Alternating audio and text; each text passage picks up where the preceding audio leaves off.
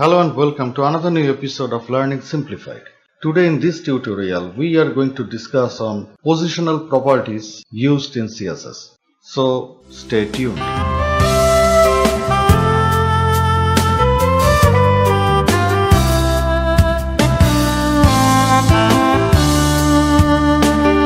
we are going to learn on these position properties that is widely used in CSS, and in that case we are going to learn in this context the relative position, the absolute position, fixed, static and sticky positions of different elements used in CSS. Now in the first case, all we need to do, we need to create some elements inside our HTML page. That means inside this index.html, and that is why I'd like you to spare me a couple of seconds to build this.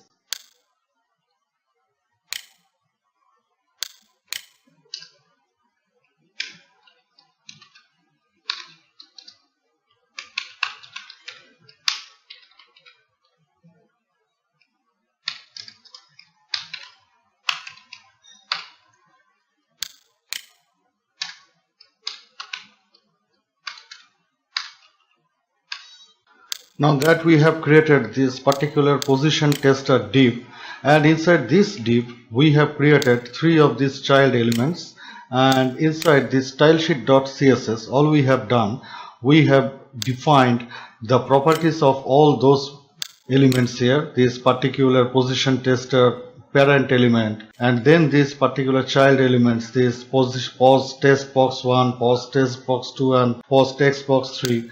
Now in this context I would like to say that we have seen in our previous tutorial that whenever some of the elements have some common features, those are common in every aspect, then we can combine all those selectors into a particular area, and then we can write down or we can chalk down all of these individual styling properties which are provided as a particular attribute to all these common selector names. So that is what we had done over here. We have associated them and then we have written down this particular common properties inside. So up to this far it is alright. Now let's get back to our project and reload, and we can see that we have created this div element which has a class name of position tester and which has three child elements inside. Now let's get back to our stylesheet.css, and in the very first case all we are going to do, we are going to provide a display property of flex. We are practically going to make an horizontal alignment of all these contents. So that is what we are doing over here, and it is now okay, alright. Everything is quite in position. In the very first case, while testing these positional properties, the very first thing that we will assume here that all of them practically generated from this extreme top and left 0 position. Now right here we have provided a padding to this parent div, and that is why it might not seem to you that it has generated from the top left condition, but it actually is. If we have to define about positional properties, then we have to define the position of these individual elements from the top position, right position, bottom position and the left position.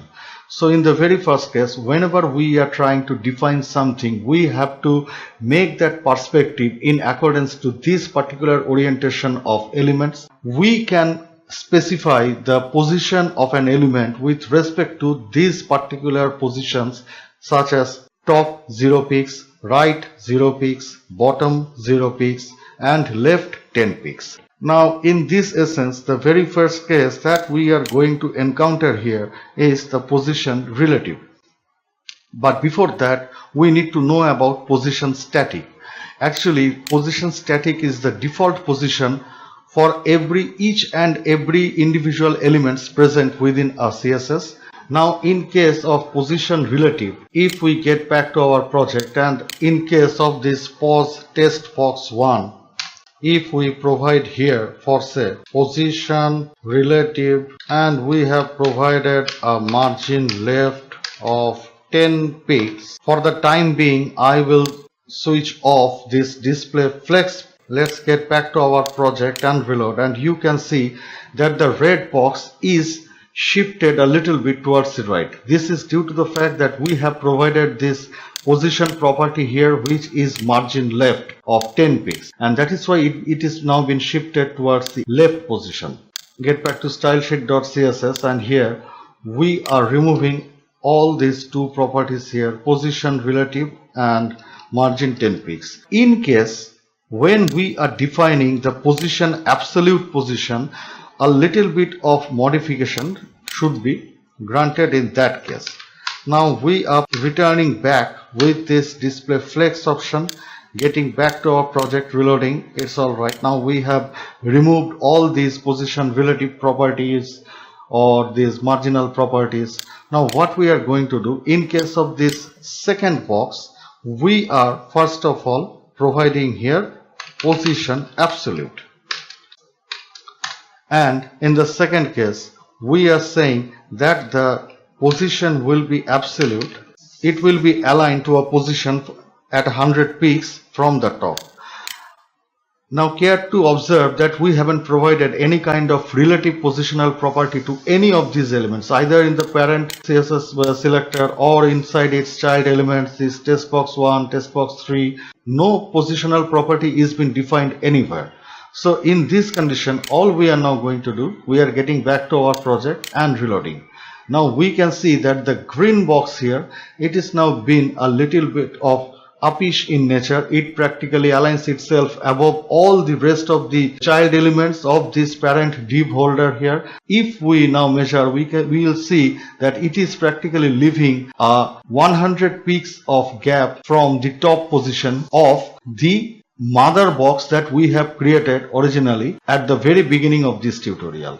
This is due to the fact that we haven't provided any kind of position relative property over here, and what it is doing in turn, it is practically taking the mother wrapper as the origin of the div, and now it is aligning its positional properties with respect to the mother wrapper that we have created over here. But in this case, if we now provide here, in case of this position tester, if we now provide a relative position here, if we now get back to our project and reload, we can see that now it is leaving a constant gap of 100 peaks from the top of this yellow box. That means this position tester. This is the parent element, and this is the part from where we actually intend to keep our box at a distance of 100 peaks from the top, not from this mother wrapper. That is what I would like to say here, that in case of defining this absolute position of a particular element, whether it is a child element or a parent element itself, which is in turn a child element of another div, in that particular case, all you need to do, you need to provide a particular position relative property to the div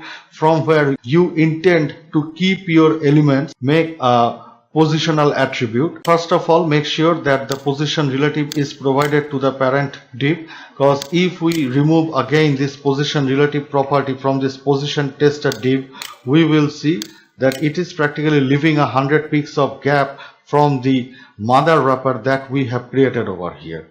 To avoid this kind of situation, all we need to do, we need to define this position relative property to the parent holder which is being used over here. So we are now aware of position relative, position absolute, and we are aware of position static. This is particularly the default position of a particular element or a CSS element. Now in another aspect, all we are now going to do, the very first thing is we are going to define a position fixed property over here.